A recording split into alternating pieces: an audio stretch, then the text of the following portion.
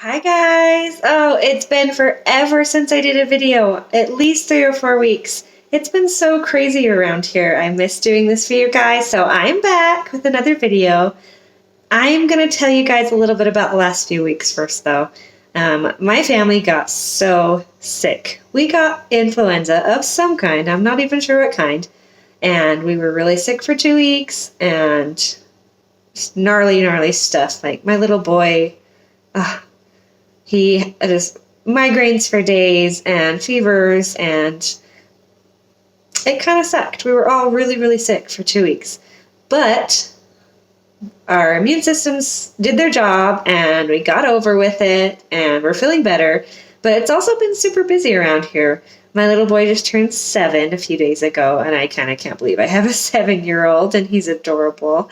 And my almost 1-year-old has been going to appointments, and will be going to more appointments this week, preparing to qualify for a cochlear implant, which is actually something they put in your skull and attaches to your cochlear for little people and adults, I suppose, for anyone who's so profoundly deaf that hearing aids don't do very much for them. And that would be my son. My little almost 1-year-old is 100% profoundly deaf. He's been on a hearing aid trial for a while, and they just don't do anything for him. He's so deaf. And we have decided to qualify him for the cochlear implant. So we've been going to a lot of doctor appointments, and we have 2 more this week. No, let's see here. I have 1 more this week and 1 more next week. Anyways, appointment after appointment, and lots of emails and hoops to jump through and things. But we're getting closer and closer to the possibility of him getting a cochlear implant so he can hear. And I can't wait to get a video of that for all of you. It should be beautiful, and I can't wait for him to be able to hear, because it's kind of a beautiful thing. And how blessed are we that we have the kind of technology that we can do that for our children. So we're excited about that. And things have been really crazy busy, but tonight I'm going to show you guys how I make my homemade pot stickers. Now, I am not going to show you how to make the pot sticker dough or the little Gyoza wrappers, the pot sticker wrappers, because I have done that in the past. I've made those in the past. It is a lot of work. I actually buy these at the grocery store, and I'll show you those. And they're so easy, and my family does not eat pork. And a lot of pot stickers have pork, and even the ones that don't have pork, a lot of time will have pork products used, pork lard or something used in the wrappers or the filling itself, even some of the chicken ones and stuff like that. So we like to make as much as possible from scratch around here. We like a lot of fresh ingredients. We don't eat pork at all in our house. So I really missed pot stickers, so we came up with a pot sticker recipe, and pot stickers are awesome. Dumplings in general, there's so many different types of dumplings in Asian cuisine that have so many cool ingredients, and they're so versatile. But pot stickers are probably one of the more popular, easily recognized versions of an Asian dumpling. So I'm going to show you guys how I make my chicken pot stickers and my dumplings, and they're really good. I don't know why I say that every time. You guys should just know by now that all the food I make, knock on wood, is really good. So I'm going to come around the table and show you guys what I've got going on here, and we'll talk about it. Okay, so first of all, there are so many different things you can put in a pot sticker.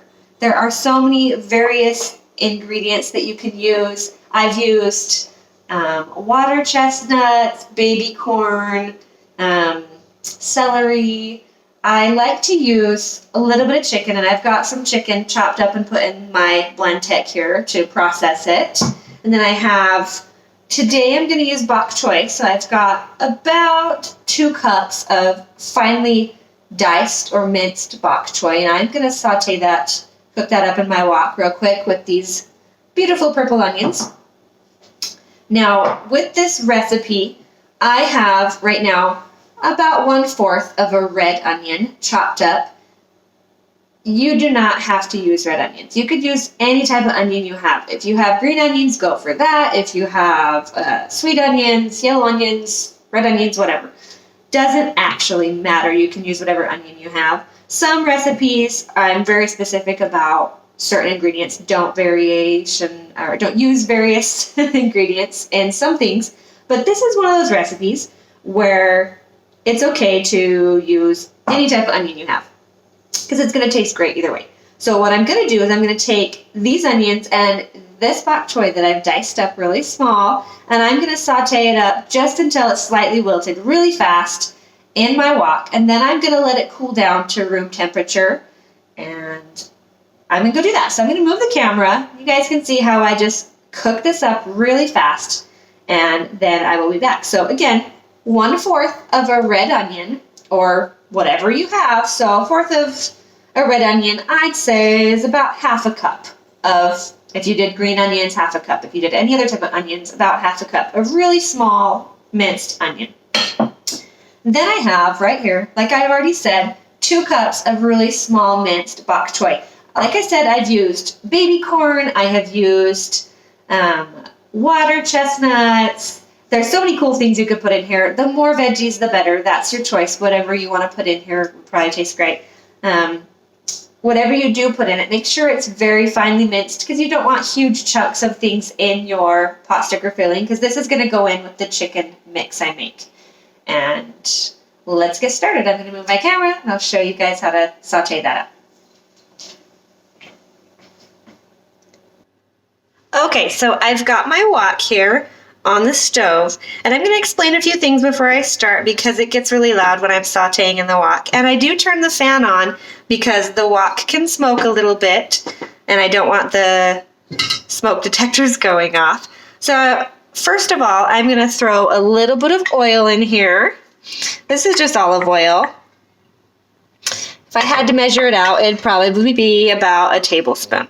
Then I'm going to turn on the heat to about medium-high. And I'm going to get the wok really good and hot before I toss the onions in first. And it will probably smoke a little bit for a second, and yeah, that's when I'll turn the fan on, and it's going to get a little bit loud when I do that. But the wok cooks this up so well. You want to get your wok really, really hot. That's what's nice about woks, is they get super hot. They sizzle the stir fry ingredients just perfectly without sticking to the pan. So if you don't have a wok, you can do that in a non-stick pan of some kind. But seriously, try a wok sometime. They're pretty cool. Now I can see that my wok's starting to get hot, so I'm going to swirl that oil around to coat it. And I'm going to toss these onions in there. It's probably going to smoke a little bit, so there we go.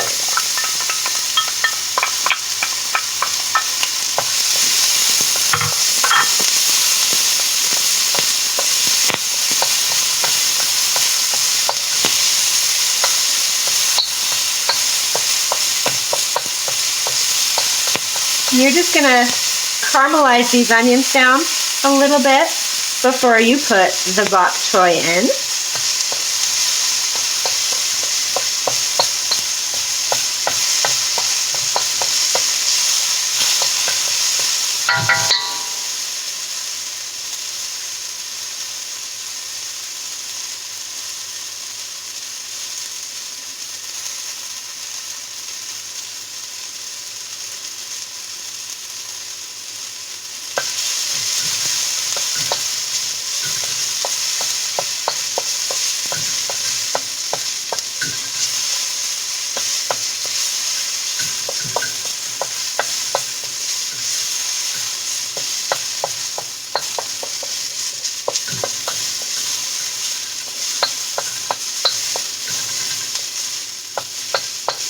Okay, so my onions are starting to caramelize. They're starting to wilt, get a little bit of a brown tinge to them. That's perfect. I'm going to throw this bok choy in there now.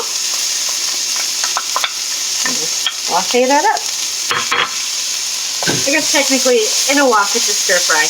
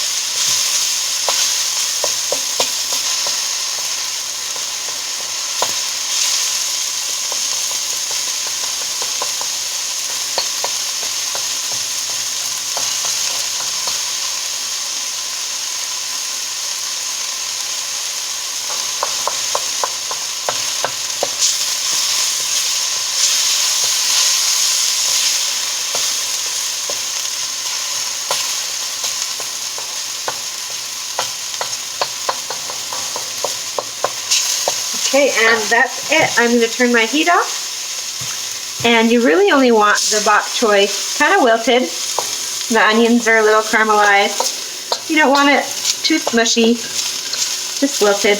Now I'm going to take this out of the wok. I'm going to put this in a separate bowl or on a plate to cool down for a few minutes and come to room temperature so it's not really hot, because we're going to put this in our pot sticker filling with raw chicken, and then it's going to go into the pot sticker gyoza wrappers. So we don't want it hot when we put it in the chicken, because that could make the chicken a little bit weird, half cooked, half not, and you don't want that, because a lot of these pot stickers I'm going to put in the freezer for later. So yeah, I'm going to pause the camera, get this set on a plate to cool down, and I will show you guys the next step. Okay, we're back. So our bok choy and onion filling is cooling down on a plate. We want to get that completely room temperature. Now I have 2 large chicken breasts chopped up in this blend tech here. Now you could use a food processor or a Vitamix or whatever you have. I'm going to warn you right now, this is going to look like a disgusting, homogeneous mess when you blend it. That's okay. Wait for it. It's delicious. I'm going to blend it all up with a few more ingredients. I'll tell you all that in a second. I'm going to blend it all up, and then I'm going to mix it with the bok choy mix, and that's our filling for the pot stickers. It tastes great, I promise. But it's going to look absolutely awful, and I'm going to film that part for you. It gets really loud with the blender, so I apologize. But I'm going to film that part for you so you can kind of see what it looks like and be prepared for that. So I have 2 large chicken breasts chopped up in here. Then I have 2 large garlic cloves minced in here. And in this little cup here, I have 1 tablespoon of brown sugar and 1 tablespoon of grated ginger. You can use the stuff in a tube or you can grate it yourself. Doesn't actually matter. Then I also have 2 tablespoons of soy sauce and 1 tablespoon of sesame oil. So all of these right here are going to go in here. So I'm just going to do that real quick.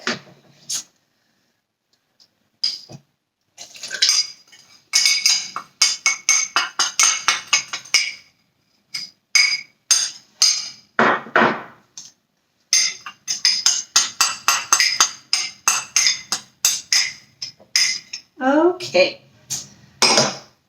I've got that in the blender. And then I am going to use a ½ teaspoon of garlic salt as well. Garlic salt, not garlic powder, because you're going to want the salt for the chicken, and the soy sauce isn't as much salt as I like to use. So I'm going to use garlic salt, and then I'm going to just do a little dash of pepper, not a particular measurement, just a little dash of it. Now, there's a little bit of fluid in there from your marinade sauce stuff. That might not be enough to help you process this meat all the way. So I'm going to have a little cup of water on the side that I can add a little drizzle here and there if I need to. So I'm going to move the camera. I'm going to show you guys how this works. And again, prepare. It looks weird. It does not look appetizing. You could do what a lot of people do with pot sticker filling is they have a cleaver and they kind of chop all the meat into lots of tiny pieces. But this is so much faster. And when you cook it in with all the veggies and things that you put in there in a pot sticker, if you fry it up in a pan or you steam it, it actually turns out pretty similar because it really is just kind of minced meat. So that's what you do with the cleaver most of the time, or you can use a food processor of some kind. I use my blender. And it turns out great. So I'm going to move the camera and show you guys that step. Okay, we're back. Here's my blender with all my lovely things in it. I did add a little bit of water to it. And I am just going to kind of pulse this a little bit. And that should be it. That was really quick. It went really smooth. Just kind of take a look at it and make sure I don't see any really big chunks. Pulse it a little bit more if I do. And that's it. Again, kind of a homogeneous looking mess. But we're going to mix it in with all those little things we sauteed or whatever you decided to put in with it, other veggies, onions, whatever. And that's going to be our filling. So again, I'm going to pause the camera and move it again, and I will show you the next step where I've got the filling all mixed and how I fold the pot stickers. Okay, so we've got our pot sticker filling all mixed up, and I'm going to show you what that looks like. Clean the spoon off a little bit. Alrighty. This is our pot sticker filling, okay?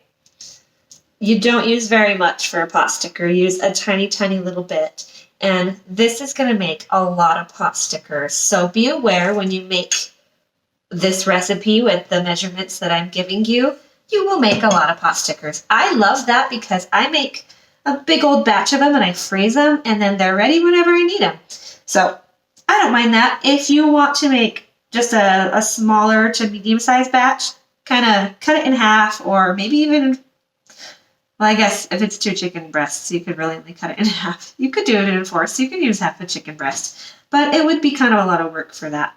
So this will make a good amount of pot stickers when I'm done. Sorry, my nose itches like right there. Anyway, so this is a gyoza wrapper, a pot sticker wrapper. I'm going to show you guys this again. I get these at my local grocery store.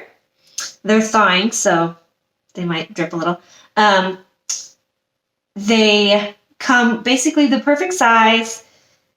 You can freeze them, save them till you need them. If you only use half a package and you want to freeze the rest till later, do that. I've done that. They're very thin and they have a little bit of cornstarch on the outside so they don't stick to each other. So what you're going to do is you're going to take this pot sticker wrapper, okay, and you're going to get the outside rim of the circle wet with just a little bit of water. I've just got a little cup of water here I'm dipping my fingers in. Again, whenever you're working with food, wash your hands really well or use gloves, okay? Now, I'm going to take a tiny little bit of this filling and put it right in the middle. Don't overfill these or you will not get them closed properly.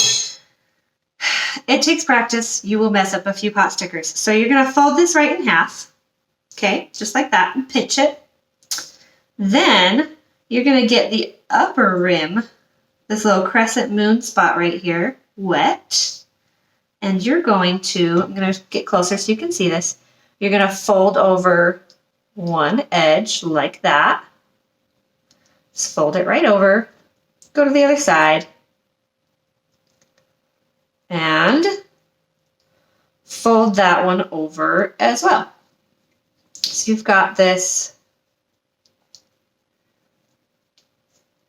perfect little pot sticker.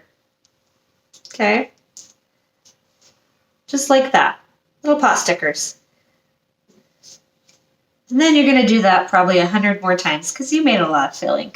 Oh, well, I did. I made a lot of filling. But I'm going to make a bunch of these, get a few cooked up, and I will show you guys what they look like all cooked up. You can steam these in a bamboo steamer. You could steam these in really any steamer you have. I have a bamboo steamer I like to do it in.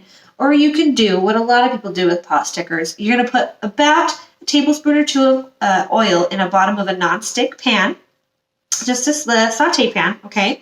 You're going to put a little bit of oil in the bottom, and you're going to put your pot stickers in there, and then you're going to put, depending on the size of your pan and how many pot stickers you're cooking, about a half a cup to a cup of water.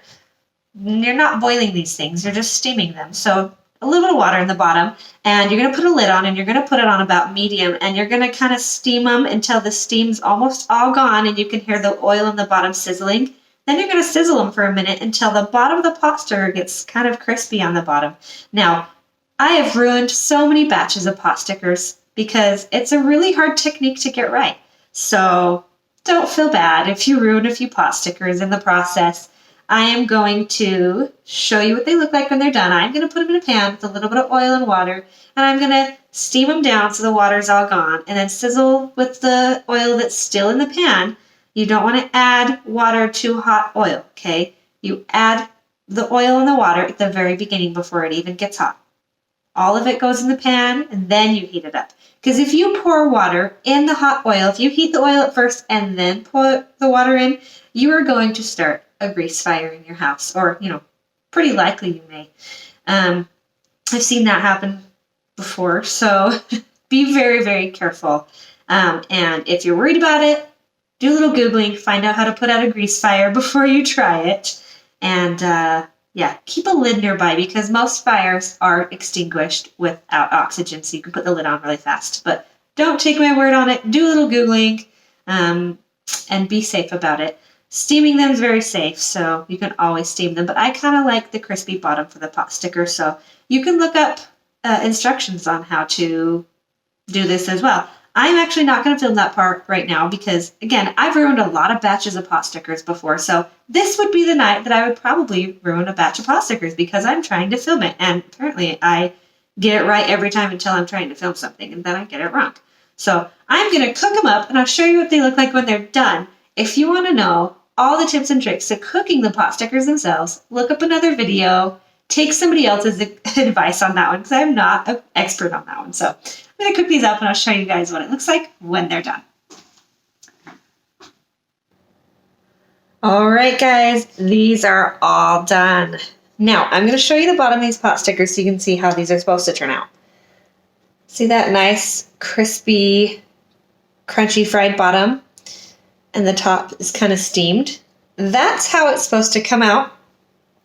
This guy right here fell apart when I was taking him out of the pan. That's not how that's supposed to happen. And again, why I'm not going to show you guys in the video how I cook the pot stickers themselves because I'm kind of still learning that and I do not want to lead you astray. But this batch turned out pretty good. Got a nice crispy bottom on them. Now, I like to eat these with a little bit of soy sauce and red chili sauce. It's like a sweet Thai chili sauce, and it's so good. And you can buy regular pot sticker sauce, but I think this is really the best in my opinion. I'm gonna have a try now. And stir there.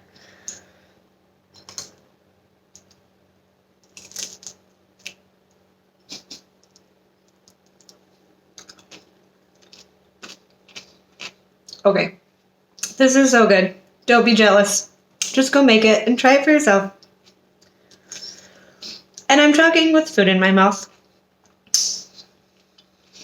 Well, I hope you guys like the recipe.